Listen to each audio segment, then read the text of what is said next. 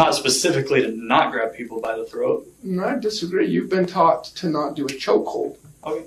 And I don't want it to appear that I'm trying to argue to the point that I think Chief is guilty of something. I did not ever want to be in this situation in the first place, and I'm not the one trying to say he needs to whatever. Like, I don't like this situation. But I thought a lot about it, and I made a very informed decision, and I'm a very experienced officer, and I read case law, and I read lawsuits, and I know what is appropriate use of force.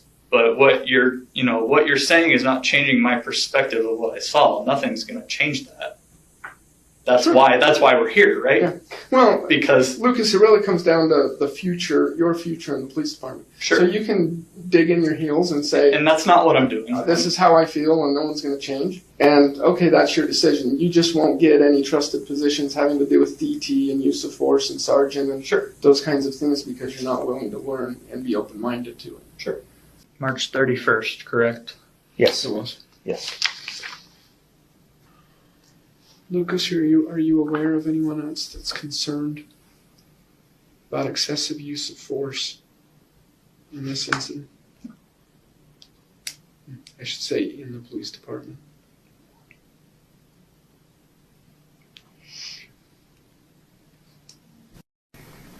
Did you ever speak with the mayor? No. Manager? No. Attorney? No.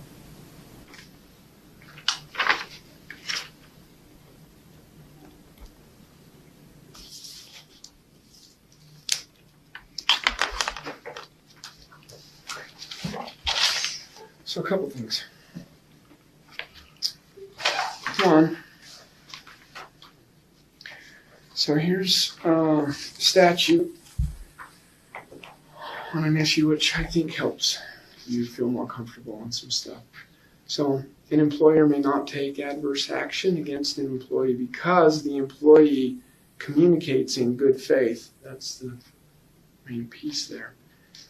A violation of suspected violation of law. So you've done that, and it's in good faith.